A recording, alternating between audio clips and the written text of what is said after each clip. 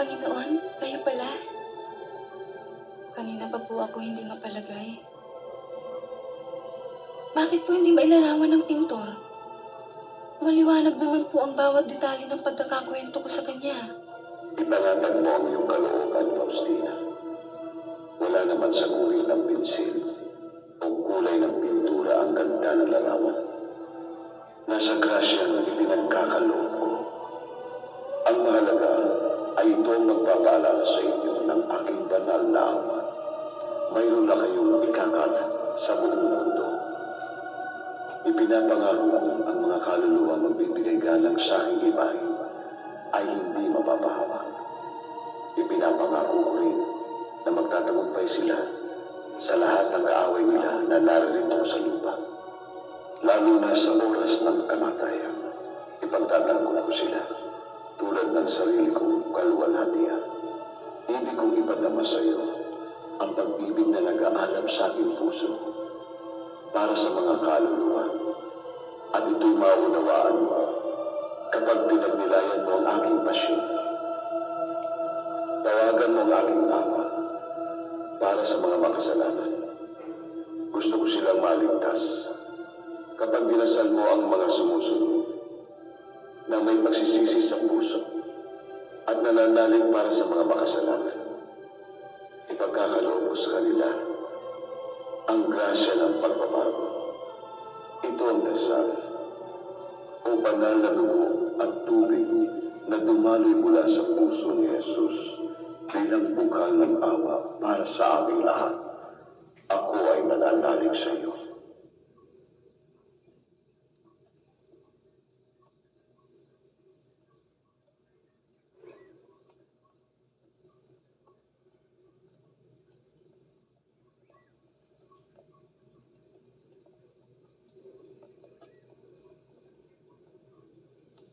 Ang ganda ng liwanag, oh. Ayun, sa ibabaw ng bubong ng kumbento.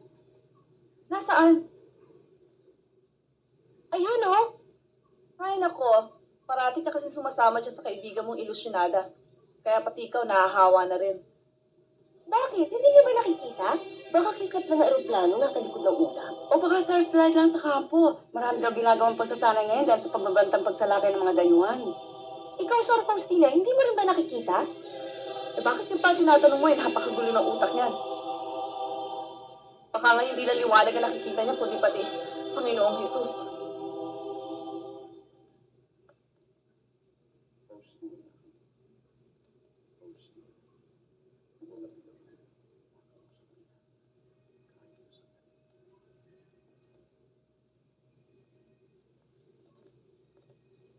Panginoon, maraming salamat po sa inyong muling pagdalaw.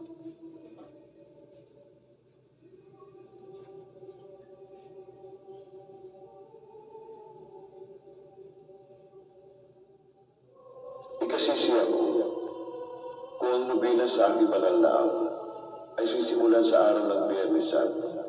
Matatapos ito sa Sabado, pagkatapos ng pista ng aking pagkabuhay. Kinabukasan, araw ng Linggo, gawing kapistahan ng banal kong awa. Ang buong sansimuko, lalo na ang mga makasalanan. Mababawasan ang aking kalungkutan kung maraming kaluluwa ang di tuluyang mawawala. Sa unang araw, dalhin mo sa akin ang mga kaluluwa ito.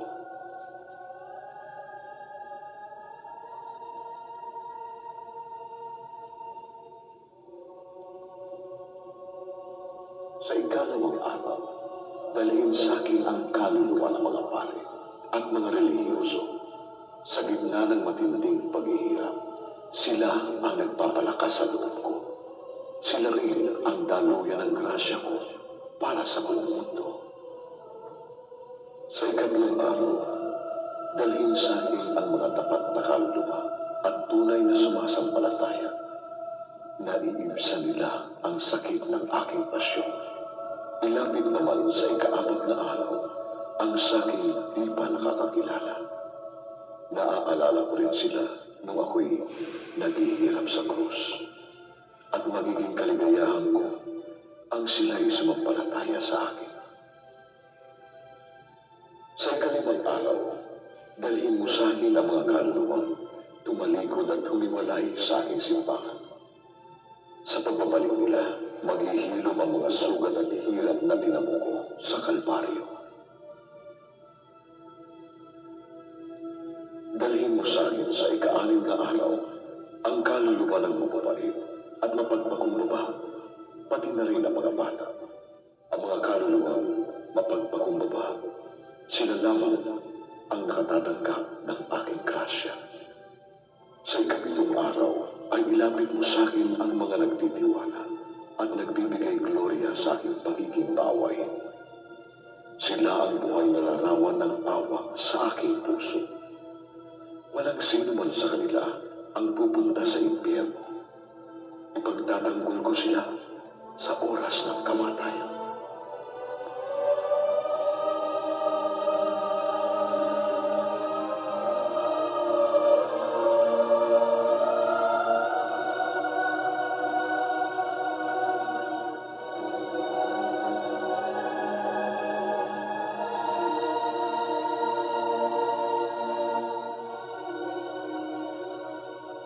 Sa ika-8 araw, dalhin mo sa akin ang mga kaluluwang nasa purgatorio. Mahal ko silang nagsisisi at tumatanggap sa aking katarungan. Nasa iyo ang kapangyarihan na bigyan sila ng kaginhawaan.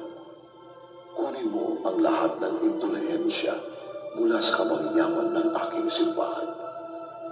Sa ika-9 na araw, ilapit mo sa akin ang mga kaluluwang walang pakialam. Sila, higit sa lahat, ay nagdudulot sa akin ng sama ng loob. Ang huling pag-asa ng kanilang kaligtasan ay ang paglusong sa aking awa. Matatapos ito sa Sabado, pagkatapos ng pista ng aking pagkabuhay. Kinabukasan, araw ng Linggo, gawing kapistahan ng banal kong awa.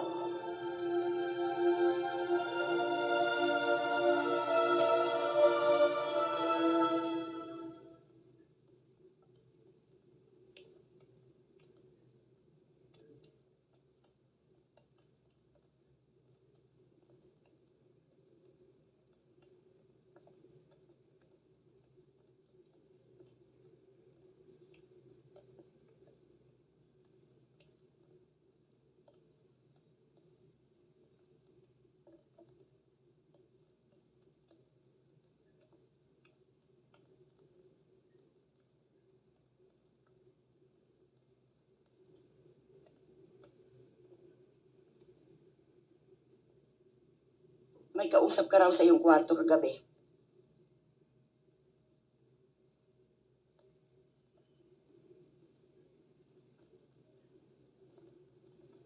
Sige, maupo na kayo.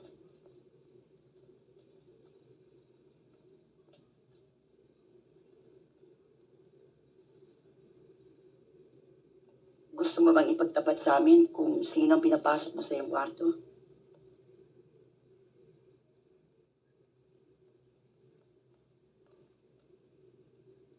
Alam mo naman na mahigpit na pinagbabawas sa sino man ang tumanggap ng panauhin sa kanyang silid. Ang lugar na yon ay tinakda lamang para sa pagtulog at meditasyon. Ngayon, sinong kinumbida mo sa iyong kwarto? Wala po akong kinumbida. Hindi ko po pinapasok. Nagsisinungaling si Tanya. Gusto mo bang ipatawag ko siya ulit? May kausap nga po ako. Pero kusa lang pong pumasok.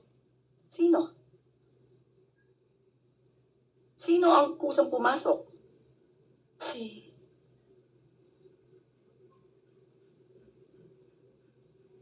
ang Panginoong Hesus po. Sor Micaela, yan po ang sinasabi ko sa inyo noon. Na baka po mabuting bigyan natin ng bakasyon si Sor Faustina sa mga gawain at mga aktibidades ng kumbento. Wala akong sakit, Sor Jolanta. Talagang nagpakita sa akin ang mahal ng Panginoon. Marami siyang ipinagbilin. Katulad ng... Kalat daw po sa buong mundo ang kanyang pagkahabag. Ang katahimikan daw po at kapayapaan ng sangkatauhan ay nakasalalay sa pagtitiwala natin sa kanyang banal na awa. At Sor Faustina, hindi ba't kaya tinanggap ni Jesus ang lahat ng parusa ay para bayaran ng lahat ng ating mga kasalanan? Yun po ang sinabi niya. Gusto pa nga po magkaroon ng sariling kapistahan. Ang kanyang banal na awa. Linggo daw po, pagkatapos ng kanyang pagkabuhay. Ang lahat daw ng mangungumpisal at mangungumunyon sa araw na yun ay hindi gagawaran ng anumang parusa. Sor Faustina, talagang magkaiba tayo ng paniniwala. Sor Rolanta, Sor Josefa, siguro nagiging malikot ang mga imahinasyon niya sa mga oras na wala siyang ginagawa. Kaya dapat siguro, dagdagan natin ang kanyang aktibidades. Kung pagod na ang katawan niya, madali na siya makakatulog. Sige, pagtrabahuin na siya.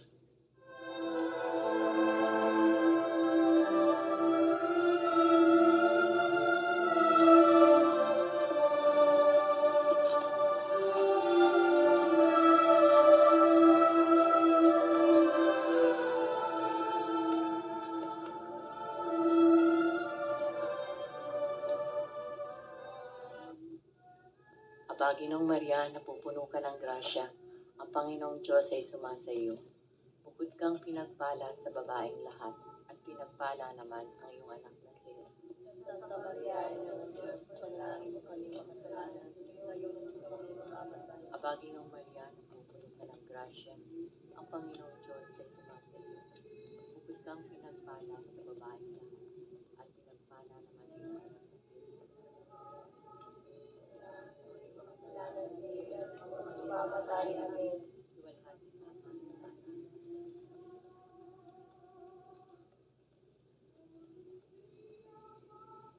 Tanya, huwag!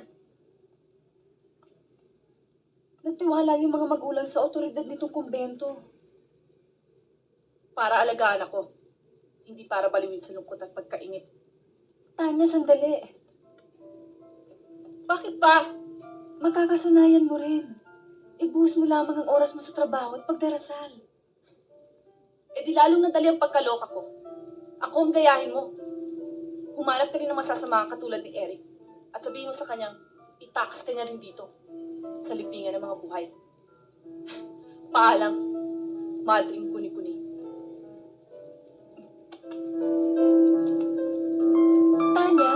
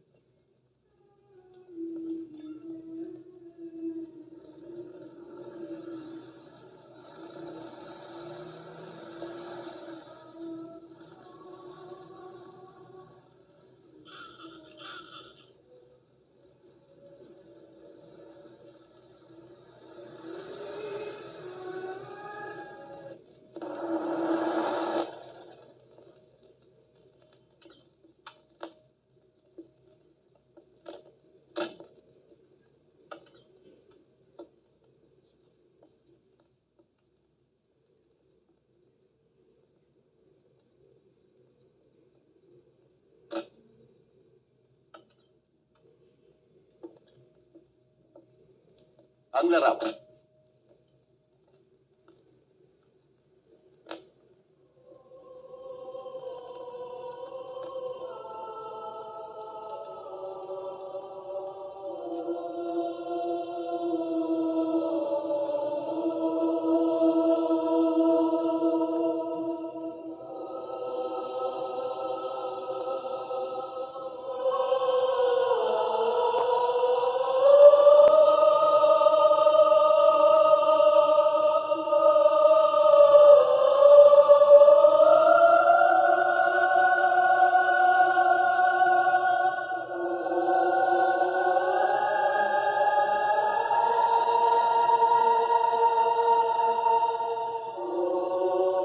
ba ang larawang ipinaguhit ni Sor Faustina?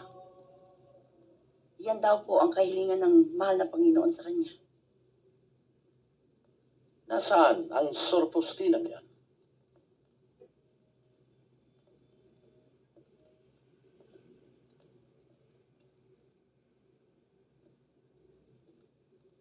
Padre,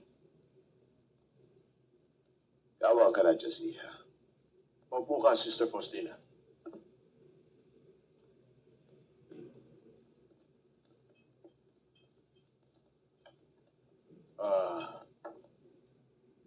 Pwede mo ba akong bigyan ng pahintulot na basahin ang ilang bahagi nito? gusto ko nga po sana. Napakabigat pag ako lang ang nagdadala ng mga bili ng Panginoon.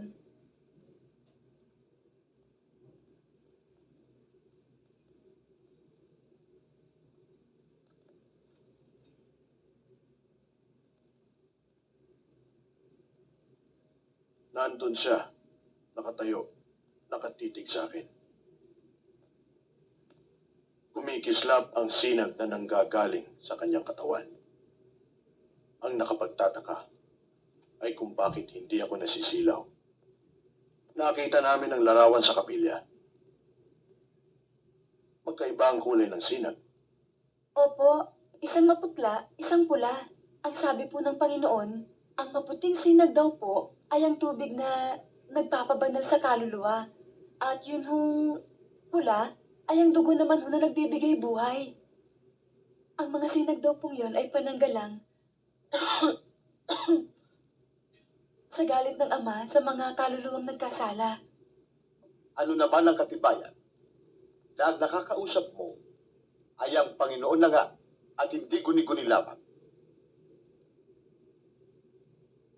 Napakababaw po ng aking kaalaman, samantalang napakalalim ng mga nakasulat dyan, Tulad ng na hindi magkakaroon ng kaganapan ang katahimikan ng mundo hanggat hindi lumalapit sa kanyang awa. At ang tunay daw pong pananampalataya sa kanya ay makikita sa ating mga gawa, salita, at pagdarasal para sa kapwa. ang tinutukoy mo ba'y ang mabuting gawa? Opo, katulad po ng pagpapakain sa mga nagugutom, pagpapainom sa mga nauuhaw, ang pagpapatuloy sa mga walang tahanan, pagpapadamit sa mga walang saplot, pagdamay sa may sakit, pagdalaw sa mga bilanggo, at paglilibing sa mga walang kayang ipagpalibing. Ano po ang palagay ng kanyang kaparian? Mahirap magpadalos-dalos. Dagdagan ang pagmamatsyag. Ipagdasal si Sor Faustina. Samantala'y itikom ang mga bibig at huwag hayaang makalabas sa monesteryong ito ang kanyang mga sinasabi at sinusulat. Masusunod po.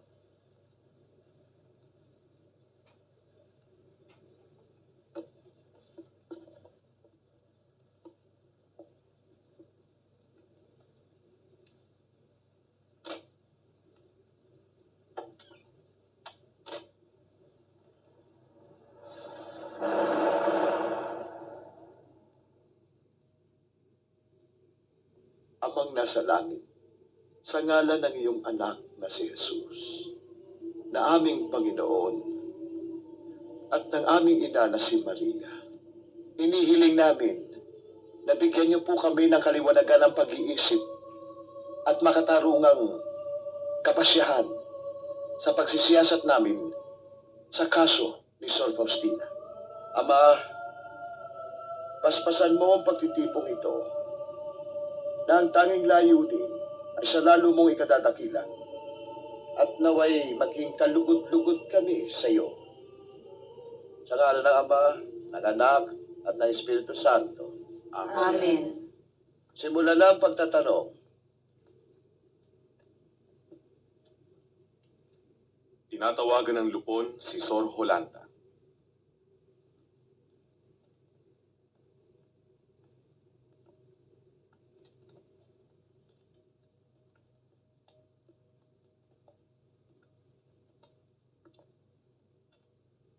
Sor Jolanta, kailan at paano mo unang narinig ang mga kwento ng guni-guni ni Sor Faustina. Noon pong banggitin niya na dinala siya ng kanyang anghel de la guardia sa purgatorio. Pero sa palagay ko po, hindi lang guni-guni yon. Dahil damang-dama kong naranasan niya yon. Kung maaari lang po, Sor Jolanta, sagutin mo ang itatanong ko. At ang opinyon ay itabi mo muna. Narating na pala ni Sor Faustina ang purgatorio. Ano ang nakita niya ron? Nakita raw po ni Sor Faustina ang mga kaluluwang nagdurusa, nagsisisi, at nagmamakaawang sila ipagdasal at hihingi ng tawad sa Diyos na pinananabigan nilang makita. Hinihiling daw ng Panginoon na iguhit ang larawan niya kung paano ito nagpapakita sa kanya. Ito raw ho ang anyong gusto ng Panginoon. Sor Josefa, ano naman ang naging reaksyon mo sa panaginip niyang yon? Pinagsabihan po namin siya ni Sor Jolanta na huwag na itong babanggitin sa iba dahil baka mapagkamalan siyang may diferensya sa utak. Kung ganun ay, hindi mo rin pala siya pinaniwalaan. Noon pong una, kasi po naman, Salamat, Sor Josefa. dahil nga po hindi karaniwan ang kinukwento ni Sor Faustina na kanyang pakipag-usap sa mahal na Panginoon. Binawalan ko ang lahat na ikwento ang mga pangyayari sa mga tagalabas ng kumbento. Pinagsabihan ko rin po ang lahat na huwag babanggitin sa mga sulat sa kanilang pamilya. Para sa iyo ay mahirap paniwalaan ang kanyang sinasabi. Sa palagay mo ba ay mas lamang ang kababalaghan kaysa katotohanan? Marahil nga isang kababalaghan ang nangyari kay Sor Faustina. Dahil hindi naman karaniwan na ang isang tao ay piliin ng Diyos upang kanyang makaharap at mabigyan ng mga piling. Pero ano nakakapagtaka doon? Si Moises na kinausap ng Diyos, si Abraham, ang mga bata sa Lourdes, sa Fatima na pinagpakitaan ng mahal niyang ina. Bakit tayo magtataka kung si Sor Faustina ang pinili?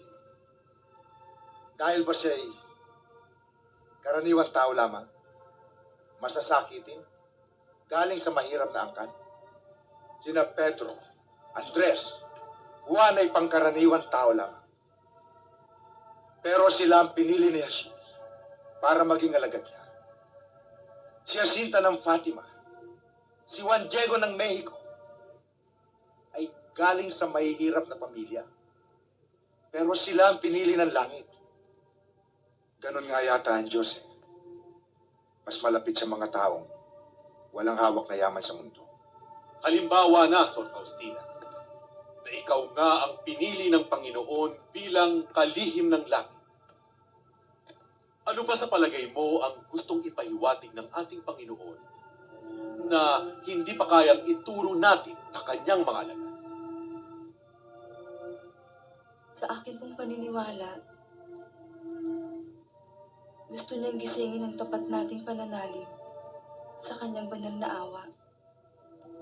Pinalalabas mo ba na tayo na kanyang mga alagad ay kapos sa pananampalataya? Siya po ang nagsabi nun. Inuulit ko lamang sa inyo. Nasusugatan daw po ang kanyang puso. Pag nakita niya tayong parang mga makinang tumutupad lamang sa ating mga tungkulin. Tuwi daw po tayo mabubulid sa pagkakasala. Nangunguno daw po sa atin ng takot sa halip ng pagtitiwala. Nasapat na ang kanyang habag upang tayo'y maligtas. Parang araw pong hindi tayo naniniwala. Nasapat na ang kanyang pagkamatay sa krus para matubos tayo sa ating mga kasalanan. Kaya daw po niya tayo pinagdarasal sa tuwing 3:00 ng hapon. ang oras ng kanyang kamatayan. Sa oras daw pong yun, wala tayong mahihiling sa kanya na hindi niya ibibigay. Ang mangungumpisal naman at mangungumunyon sa kapistahan ng kanyang banal na awa ay hindi lamang tatanggap ng kanyang pagpapatawad, kundi lagi niyang pangangalagaan hanggang sa oras ng kamatayan at makakapiling sa kabilang buhay. Ganun ang pananabik sa atin ng Panginoon na lumapit tayo sa kanyang awa. Ang hindi ko lang maintindihan, bakit marami pa rin ang lumalayo at nagwawalang bahala? Patawarin niyo ako kung hindi ko maikubli ang aking pagdaramdam. Marami nagsasabing sira ng aking ulo. Wala sa sariling isip. At puro guni-guni lamang. Halimbawa, gano'n na nga. Mas gusto ko pa masira ang aking ulo para sa kanya. Makarating lamang sa tao ang mga piling niya.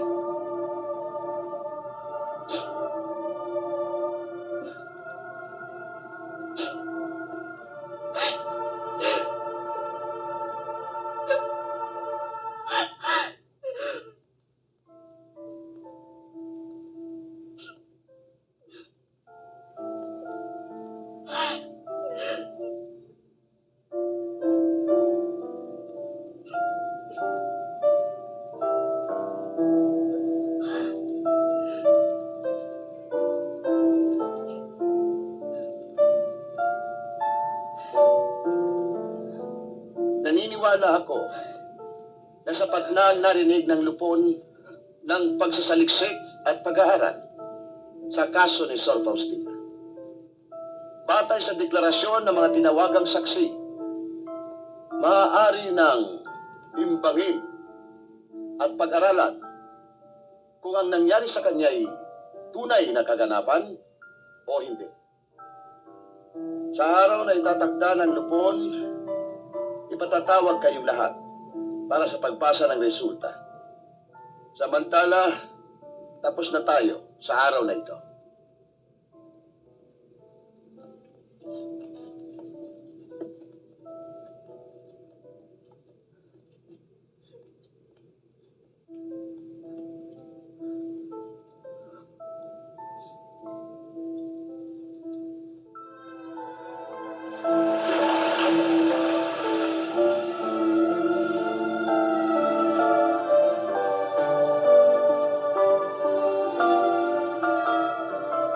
Batid kong masakit ang hindi maunawaan, lalo na ng mga mahal mo at laging pinagtatapatan.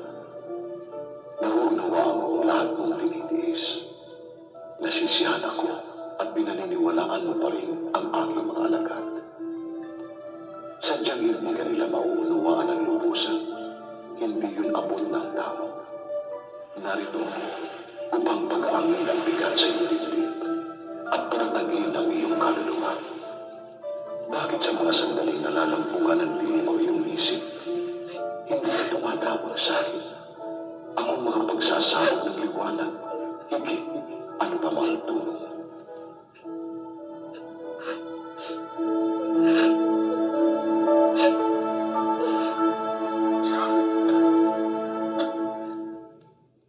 Sor Faustina,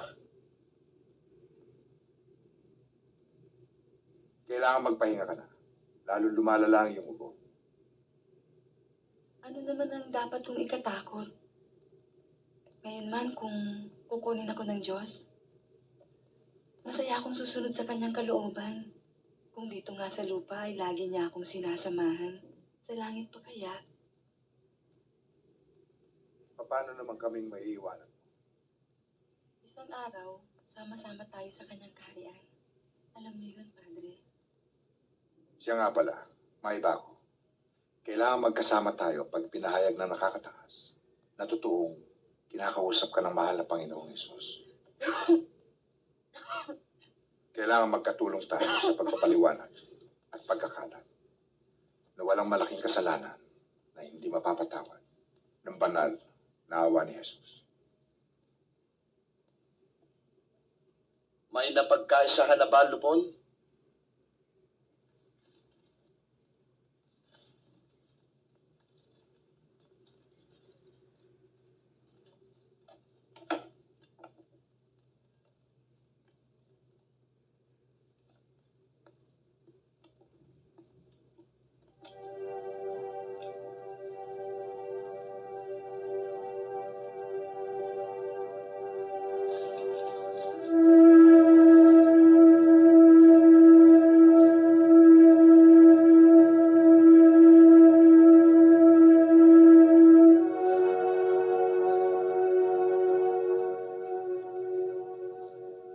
Ayon sa ating narinig at pinag-usapan sa kasong ito, wala kaming makitang dahilan upang pigilin si Sor Faustina sa kanyang pagpapalaganap ng debosyon sa banal na awa.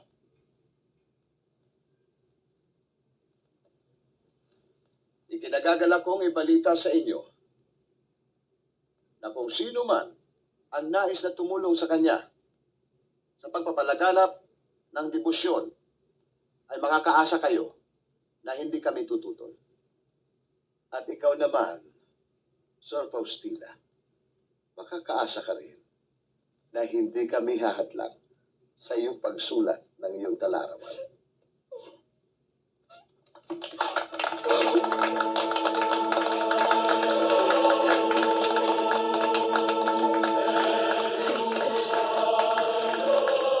Salamat sa Diyos, sister. Salamat po, Padre. Pagkalayan ng Diyos.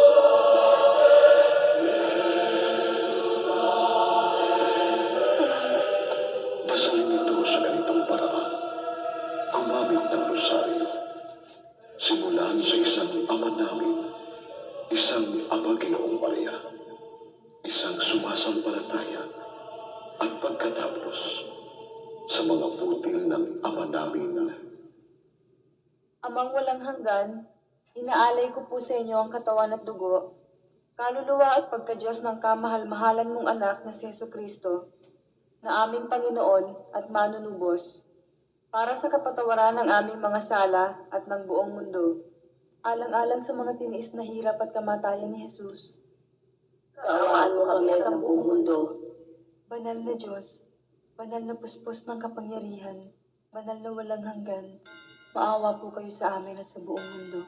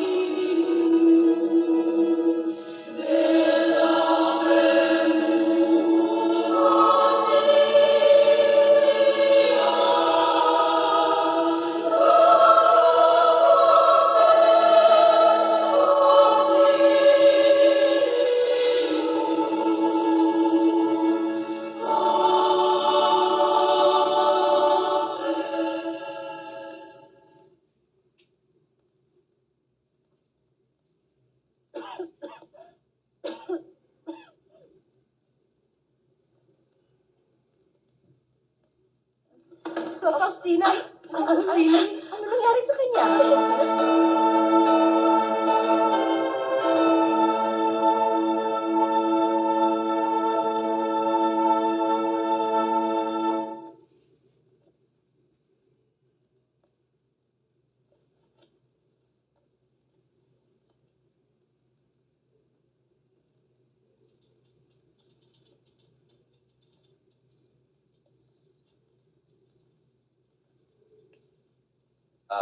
Miss, saan dito ang kwarto ni Sister Faustina? Diyan sa loob. Salamat.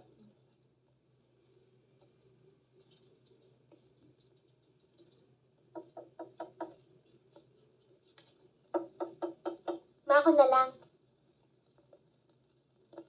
Carl, halika, pasok.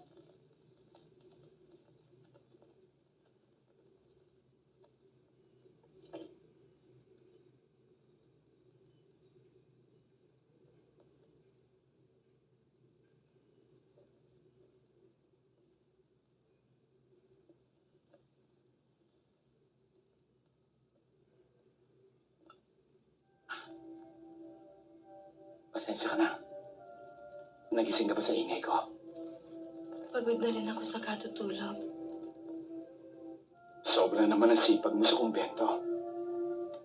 Bakit hindi ka muna humingi ng bakasyon para maalagaan ka ng pamilya mo? Matatagalan pa ba bago ko makapiling ang mahal na Panginoon?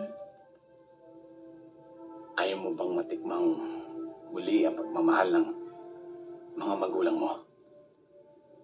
Dama ko yun. Kahit ako'y malayo.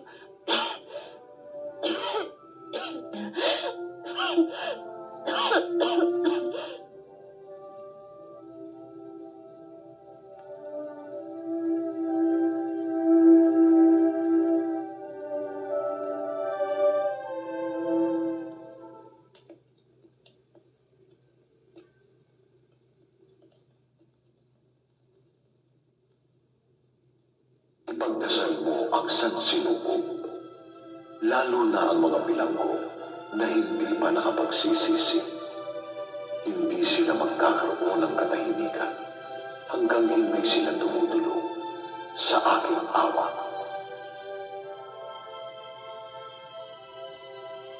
Ama na walang hanggan, inaalay ko po sa iyo ang katawan at dugo, kaluluwa at pagka-Diyos ng kamahal-mahalan mong anak na si Jesucristo na aming Panginoon at manunubos.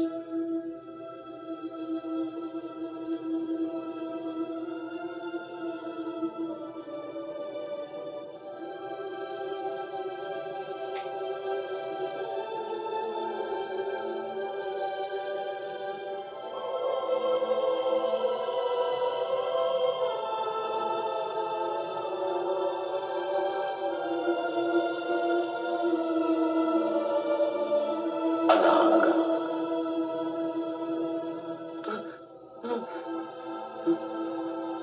huwag kang matakot. Kusa akong lumapit sa iyo dahil nag-aalangan kang lumapit sa akin. Hindi mo lang alam kung gaano ako kasama. Ang hatol sa akin ay kamatayan. Bukas, wala na ako. Huwag mo akong talikuran. Mahalaga ka sa akin. Alam mo bang naparito ako sa lupa, hindi para sa mga banal, kundi para sa mga makasalanan. Wala na. Wala na akong pag-asa. Huwag ka na mag-aksaya ng oras. 10 beses man akong bitayin ay hindi sapat na kabayaran sa lahat ng pagkakasalang nagawa ko. Hindi kayang pantayan ng kasalanan mo at ng buong mundo ang pagpapatawad ko. Hindi ko tinatalikuran ang sino mang nagsisisi. Magtiwala ka sa grasyang ibinibigay ko. Kamahal-mahal ang Jesus!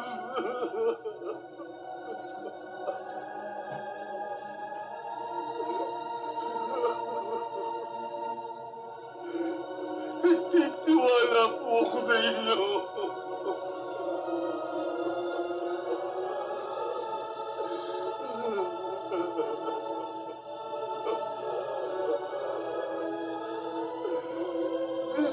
Kapatuwarin niyo po ako.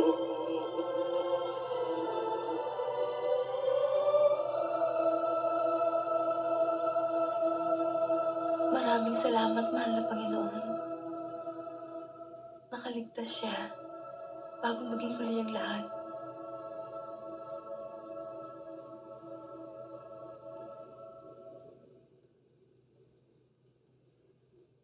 Dinaramdam ko ho. Hindi ko kayo maaaring patuloyin. Mahigpit ko kasing pinagbabawal ng doktor na tumanggap ng bisita si Sor Faustina. Pero kailangan ko lang siya makausap kahit sandali. Hindi pwede.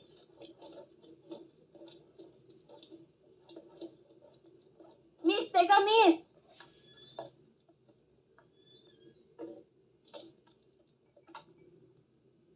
Sor Faustina?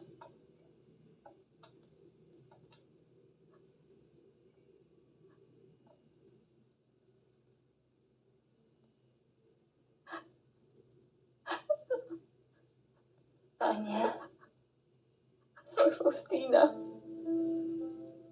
ikaw nga ba?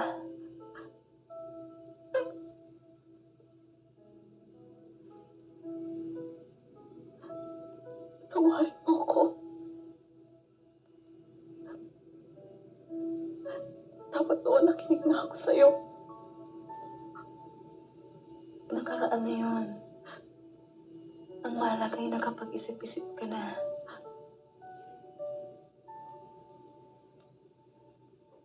Pinilit kong dumalaw sa'yo dito para humingi ng tawad. Napakalaki ng pagkukulang ko sa'yo. Dumadalaw ka lamang. Hindi ka nababalik sa pagmamadre.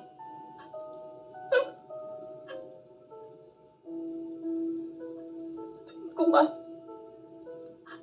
Magiging patik lang ako sa simbahan. Tanya, hindi tinitingnan ng Panginoon ang ating mga kasalanan. Ang mahalaga sa Kanya, ang katapatan ng pagsisisi.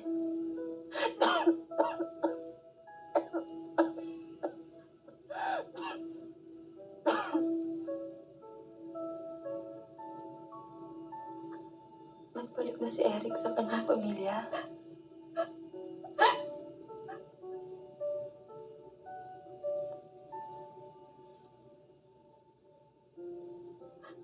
Parang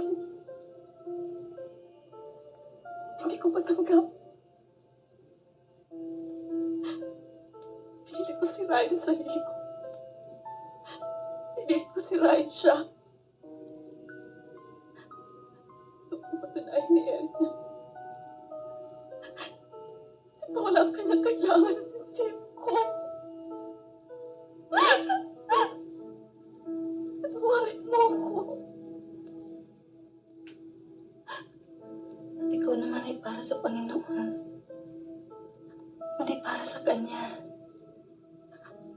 Napakaganda ng aginaldo sa iyo ng Diyos, Tanya. Isang bagong buhay. Patungo sa Kanyang kaharian.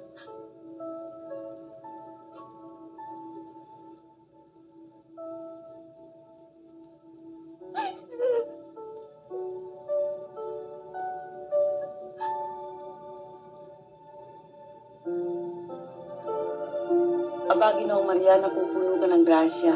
Ang Panginoong Diyos ay sumasa iyo. Bukod kang pinagpala sa babaeng lahat at pinagpala naman ng iyong anak na si Jesus.